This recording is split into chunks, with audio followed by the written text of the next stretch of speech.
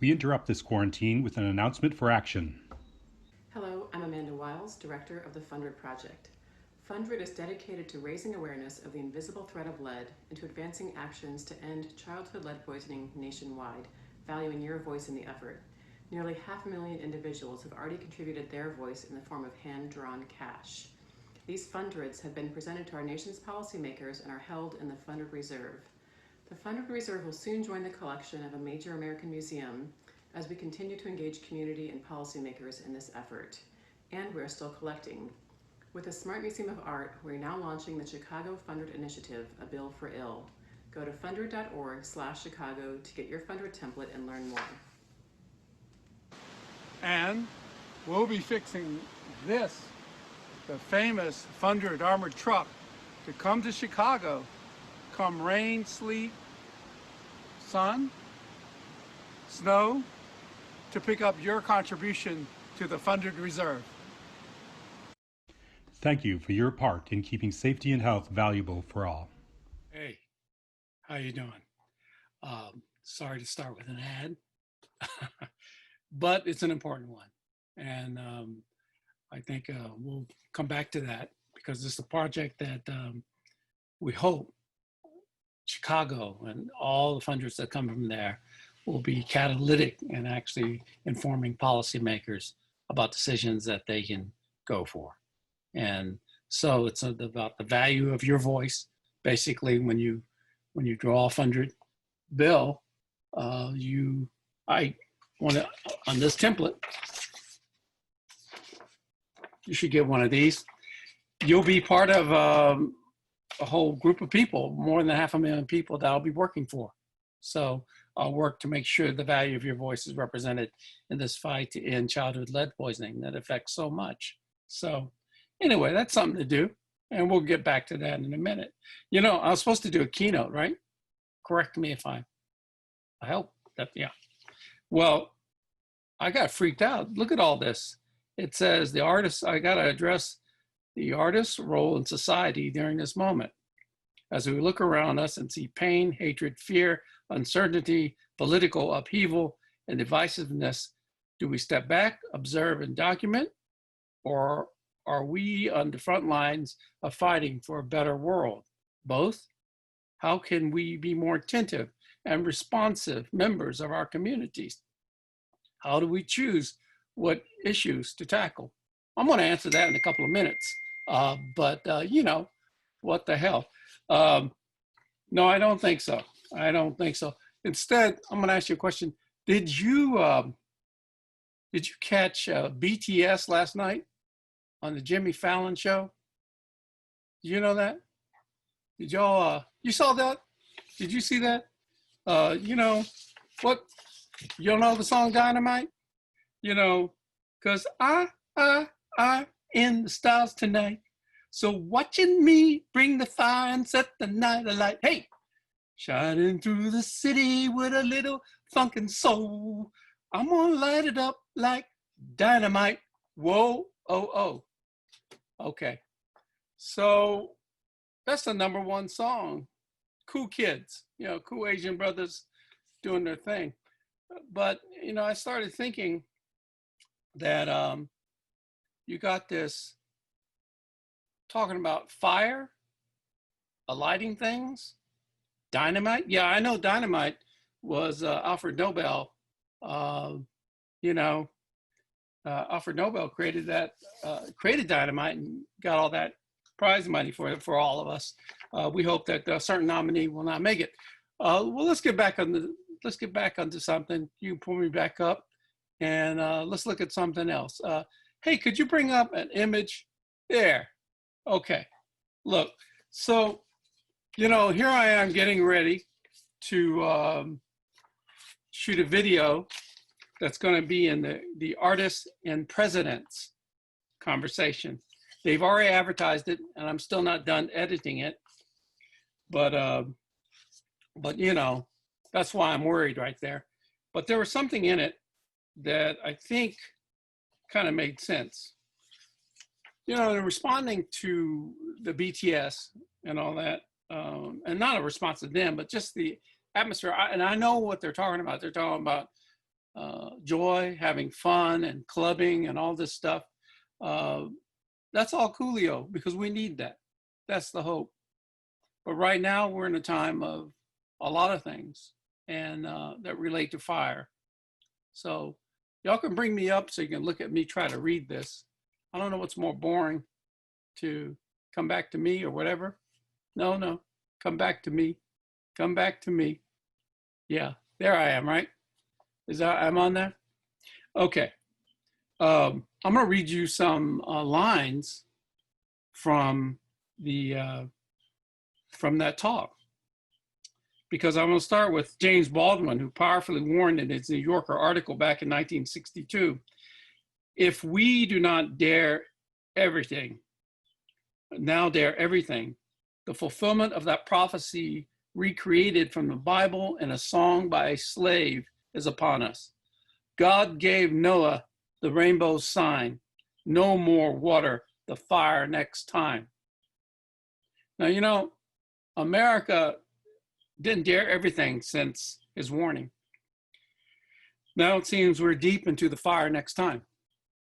Now, y'all saw me an image by the fireplace. Why I'm by that fireplace is Eleanor Roosevelt stood by that fireplace a year after her husband was giving the fireside chat. That's Franklin Delano Roosevelt. But so I wanted to focus on that fireplace, and she wrote that, and this was published after she died. In the long run, there is no more liberating, no more exhilarating experience than to determine one's position, state it bravely, and then act boldly. Action brings with it its own courage, its own energy, a growth of self-confidence that can be acquired in no other way. And you know, later, Baldwin kind of echoed her statement. See, it's this deal between Baldwin, and Baldwin, you know, was in Chicago, by the way, you know. So he said, a country is only as good, only as strong as the people who make it up. And the country turns into what the people want it to become. I don't believe any longer that we can afford to say it's entirely out of our hands. We made the world we're living in, and we have to make it over. Okay. Now, these are very powerful words. And, you know, but the world we're living in now, by the way, has this fifth generation internet connectivity to almost everything. And you can find Roosevelt, Baldwin's ruminations instantly. However, their expiring thoughts are mingling with endless ads, trolls, gaslighters, hackers, and foreign agents in our societal media. We are in a deep state of anxiety. Mediators of information intentionally fuel the fears of the ill-informed. It's a messed up matrix for anyone, in which a true position is harder for one to determine to act boldly upon. So what can we make? I mean, that's a good question right now, right? And you know, Picasso, I don't know what y'all think about Picasso now.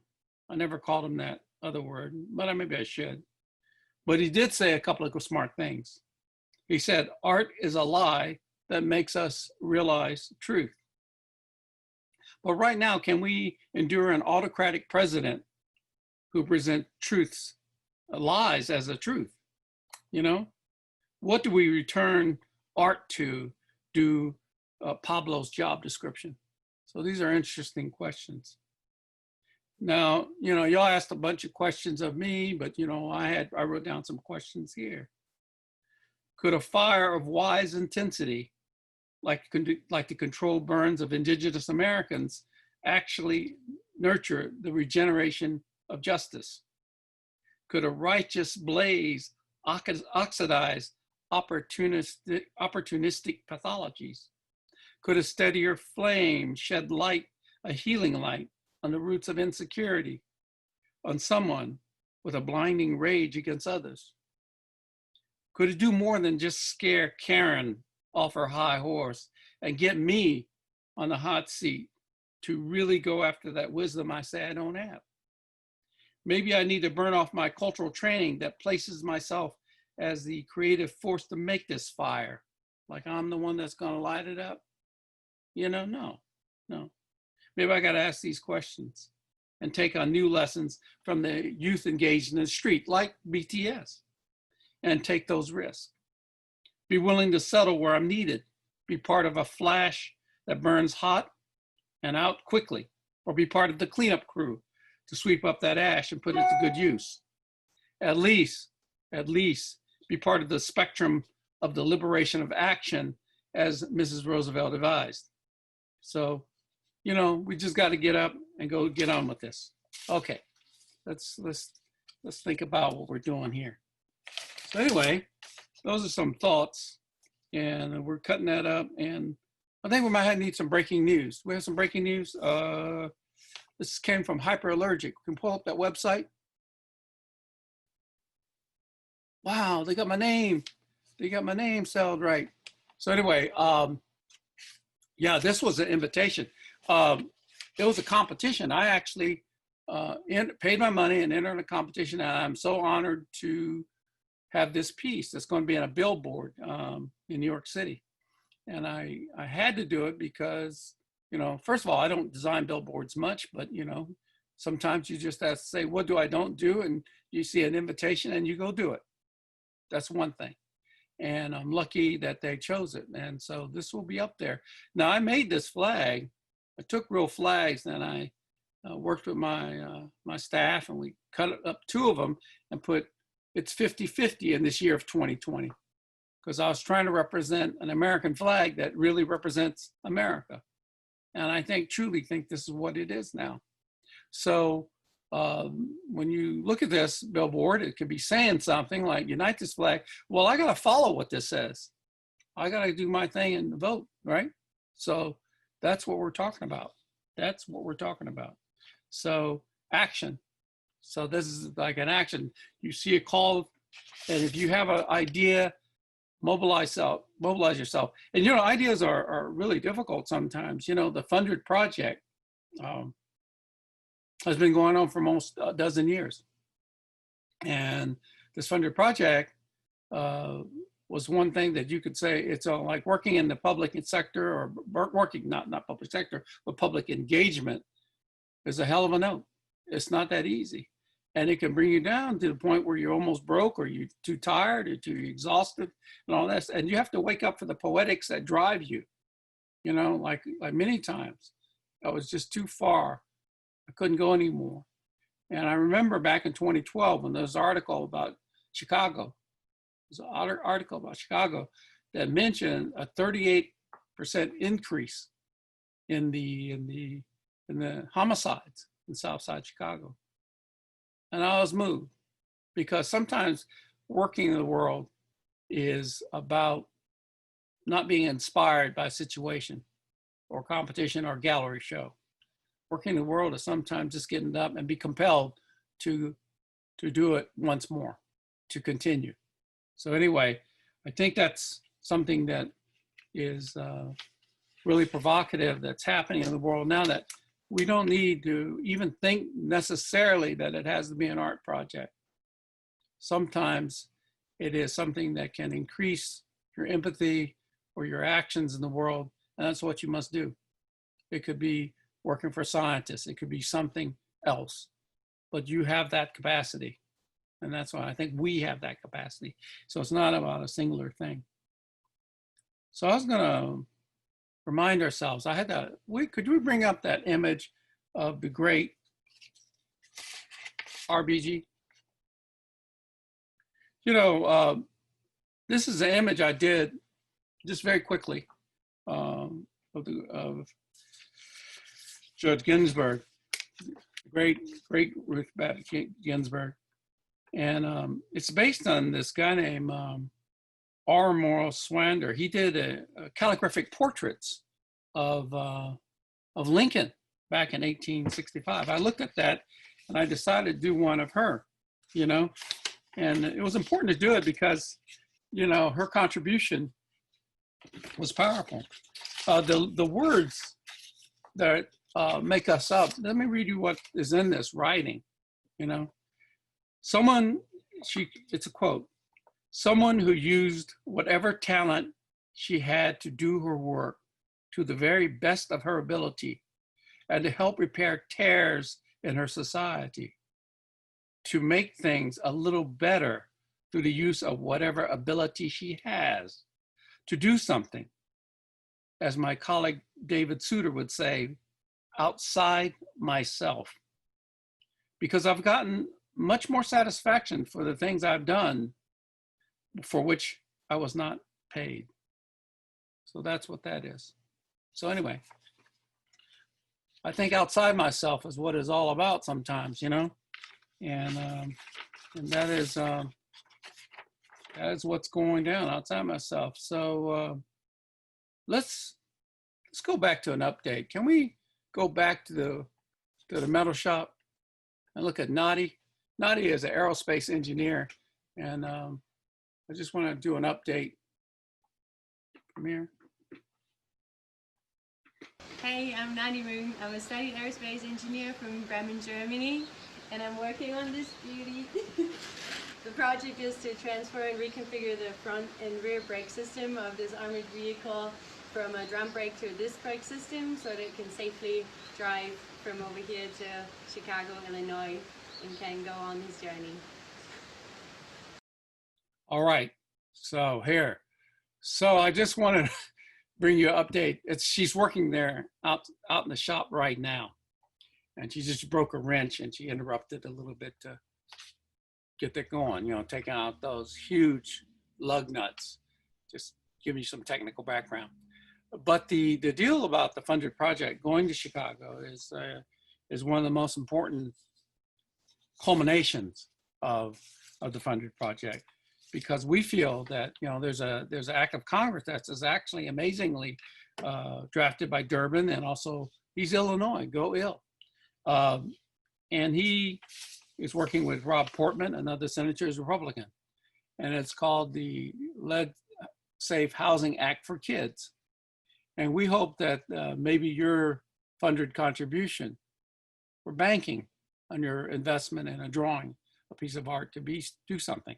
And so that's one more action that I will hope to work with you on. So again, sometimes making a work of art is not what I need to make, but is what we need to make together. And I just want to give a rundown of just things that are happening right now, and some, you know, things are active in my life. There's more, but maybe I don't want to talk that much. Maybe if there's questions, is it okay? Y'all all right? I can't see you, so I don't know. But if you want me to answer some questions, I'd be glad to try.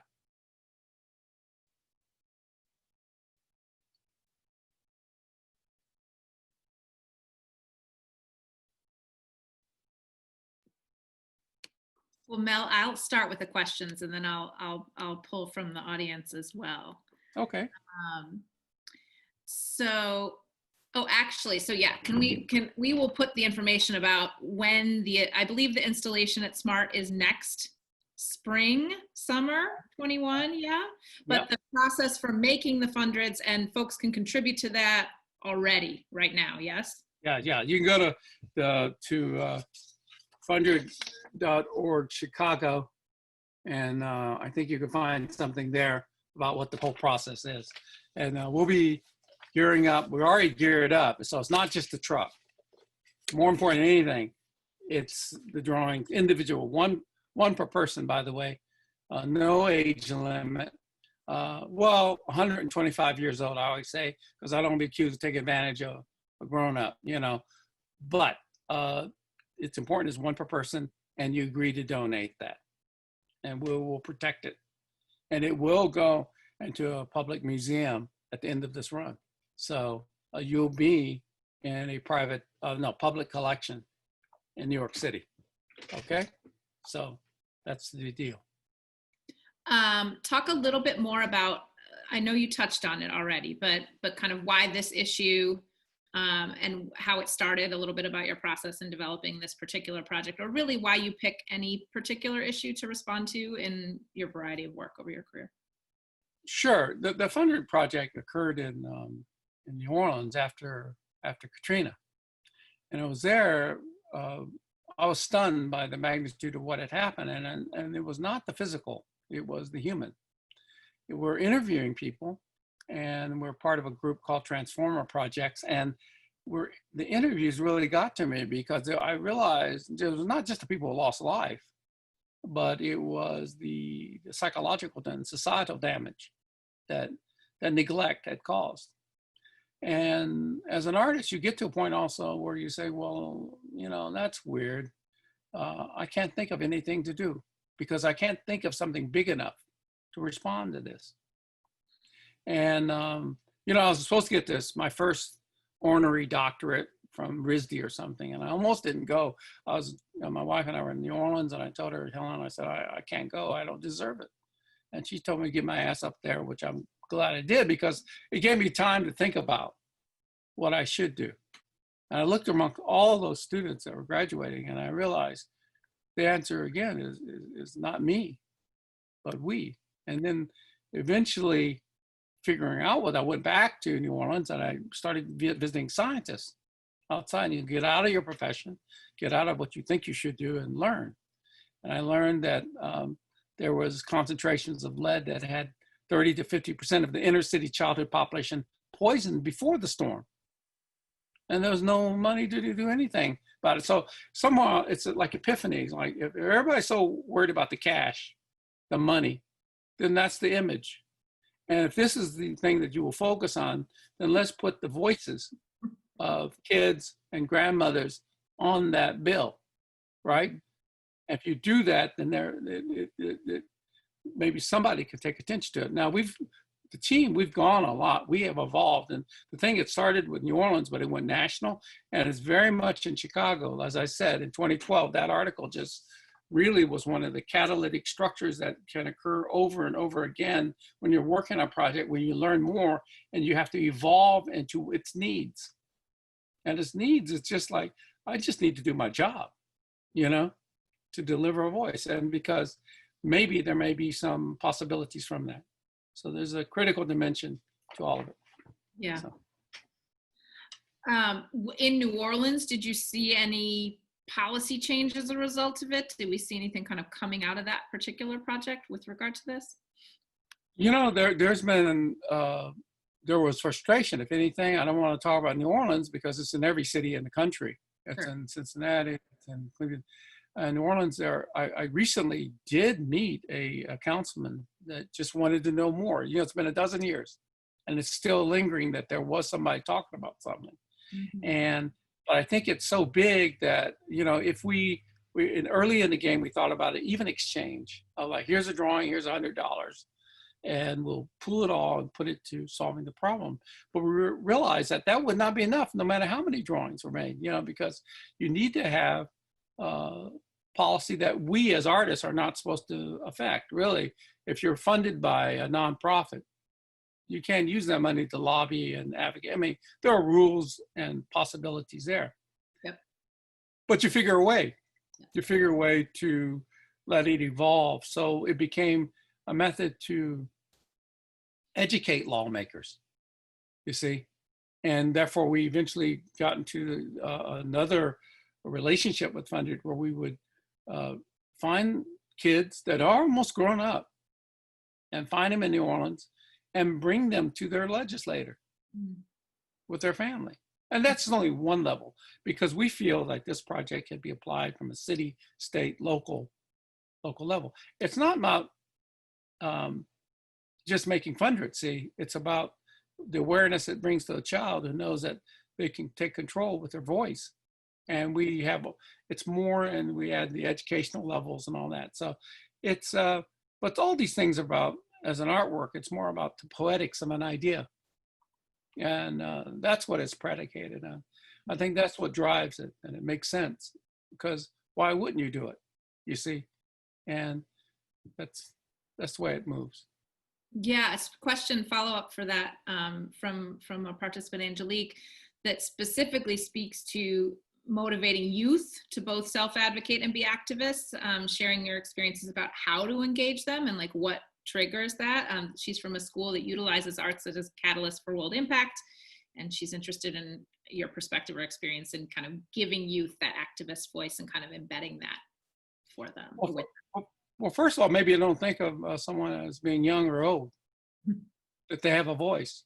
And think about the obstacle about being young is that you could be young and being poisoned, or your sibling who's younger could be poisoned for the rest of their life, right? By something invisible. It's sort of like the other side of COVID. You can't see it. And so therefore the actions are weird, as they are now in the United States. It's strange, you know, that you don't have a cohesive platform, no matter who's in charge. Right now, it's terrible. And look at the loss of life and the loss of possibilities. And so I guess the idea is more like saying, how can I create a platform that respects that child that I'm working with? It's more about going the other way around, not inventing things. And I'm moved by situations. Sometimes you're just doing a project, you're coordinating it, and we're in Charlotte. We had mobilized a city to get almost 46,000 drawings through the school district.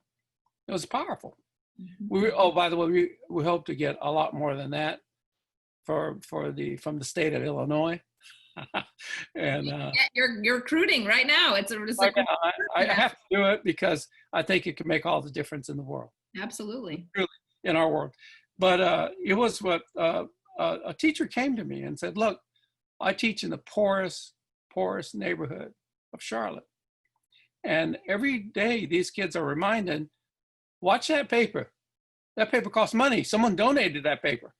Watch that crayon. Someone gave you that crayon so you could draw. You know, it was a constant reminder of poverty, which ties into the larger picture. Yeah. That it's not just lead poisoning. It is all the injustice, the systemic injustice, everything that we're going through. And it's why, so you just can't have one thing. But the kids reacted in this way when they finally did their 100. It was a time where it felt that they had value. Their voice had that. They could donate something for someone else. And that, to me, is one of those unintended, powerful circumstances that I never met those kids. I never will, you know, I don't know if I'll ever see them again, but I know I have their 100 that I'm going to respect. And we will deliver. That's deliver, and you can heal, you know, from that. So if you work and you're actively engaged, and possibilities will come up to teach you how to be. And I think that's why I always like to say that I've gotten so old that, you know, that you can tell that I'm just in a state of becoming an artist again. You know, I've worked all this time to figure out that, well, if it's done, then I don't know. You could tell by that keynote how disjointed it was, that, you know. Perfect. It's perfect. Reimagination of self is what we're all about right now in this conference too. Another question from our friend and colleague, Michelle Boone in Chicago. Have you done any collaborations previously with artists that use art in similar ways in terms of highlighting similar issues? You know, example, LaToya Ruby Frazier and Lead and Flint. Are there any environmental artists or activists that you're interested in working with in Chicago or across Illinois or anywhere else? Well, right now we're engaged with Sweetwater and Emmanuel there, and you know, so yeah. You know, it's not necessarily artists. It's also, we'd like to engage. It's why Michelle is someone who I sent a map of the city of Chicago. You know, when they had all those that Michelle, you're there. So I remember she did this for me because I looked up when I heard about the homicides. I found a map of the worst neighborhoods of Chicago, and the so-called worst, which basically means poor, right? And real estate value, and you see these red zones. But I found an earlier map of poisoning concentrations or lead levels of children in those areas, and you lay them next to each other, and then you got a picture. And they're from the 90s, so that meant those kids were of that age. Scientifically, I'm an artist. I'm not there to make those correlations, but I sent to Michelle, and she got the person from the the head of the health department called me from Chicago, because the mayor had called out all these crime experts, control people, incarceration, gang. Some good people, some law enforcement, but I said, and they looked at that map. They asked me, "When are you coming?" I said, "What do you mean? When am I coming? You already hired these people to come, but now you want me to come when you have all these numbers. When are you going to do something?" You see, it's the other thing. So after all that time, I want to say to Michelle that, if I'm coming back, we are working with the Smart Museum, with the great team there, the curators, and Hyde Park, and all the people, yes, with the art people. But we're also going to be focusing on reaching out to policy people, to healthcare professionals, maybe get back to see whoever the head of the health department is. And then we want to reach out to, of course, to the senators and congressional leaders that make up that state. And let's say, see, if anything, maybe Illinois could be the model. You see? So anyway. That would be. Yeah. And I will work with any other artists, by the way, because it's teamwork. Yeah. Yeah. Folks are just talking about, Michelle says hi, by the way. and folks are just talking about turning funder making into a community project for their nonprofit in different neighborhoods around Chicago or the state. And I'm assuming you're encouraging that. Yeah. Like, Yeah. That's why we're getting the truck. We're going to come up and come pick them up. Great. If we have to do it, it's got to be safe though. Yeah, and exactly, folks are talking about it as a really great remote learning activity for schools, non-school programs, other places. So it's like you got some parallels about health are there. We want people to be healthy in this kind of distance kind of situation that we're trying to practice, but and yet we're distant, unhealthy. We're unhealthy in our society. Like the flag I'm trying to convey. This is our world. And it's almost like not trying to increase the polarity. It's like, how can my art or how can something begin to make me, and it's not to say I have to understand somebody on their side, but maybe I can look at the condition that bring that about. Just like lead poisoning can bring lower test scores, behavioral violence, and older age, even the diabetes, type 2 diabetes and health problems that it causes can have a large effect on why COVID-19 is affecting disproportionately so many Black, brown people. Mm-hmm. And so there are reasons for these things. And maybe the work, the effort, the digging, as Baldwin would say, you gotta, dig to pull up the question that's buried within the answers. We got all these answers, but there may be something, a precursor to things. In other words, define why someone has this point of view. And you don't have to try to go out there. Don't go out there trying to correct somebody, but understand what the structures are that create that. Yeah. It's not about winning, but certainly it's about not losing for sure, because that's what's happening. And with the polarization that we feel, that's an excellent way for nothing to happen. Mm-hmm. So it's up to us as creatives to find the in-betweens. Find the in-betweens. And action is necessary. You got to put things out there, make mistakes. Yeah. It's the deal. It's the dealio. Yeah, it's funny. I was just going to ask you as kind of a closing question. What do you say to those that say artists and cultural organizations need to stay out of issue-based work and politics and policy, because we get that on occasion, right? But I think you just answered that question. I think what you're going to say is, oh, yes, of course, but then go do it. So it's ridiculous to listen to things that are totally unreasonable. And I would say it's resistance. Yeah. Persistence. Yeah. And I always advise people, sometimes you have to do it covertly if you have to. Mm-hmm. Because that's the deal, to transform somebody through that action. But you just be prepared to transform yourself. That's the deal. Don't listen to those people. That's right. Well, and I think you talked about it with your sort of fire analogy, right? Like we all have different, some people think about artists as healing and connecting and unifying, which is true, maybe. But then people also think of artists as activists and fighting and change makers and, you know, and that can all exist together, right? Is what you're saying. Like there's different. I'm saying the spectrum of a definition of art, Right. I'm sure the great state of Illinois shown, is expansive. That's right. The only thing that I can say about art in quotation marks is expand that quotation. I mean, because that's when I talk about learning from kids and the future, is that I got to have constantly in touch with these. You know, I show BTS because they're part of those K-pop kids are some of the ones that did diffuse that big convention. They knew how to do it, and they are the army of ideals and ideas. And so there's a popular culture side of it, and then there's a reality of the power of what that represents, you know? So anyway, yay. So learn from the kids.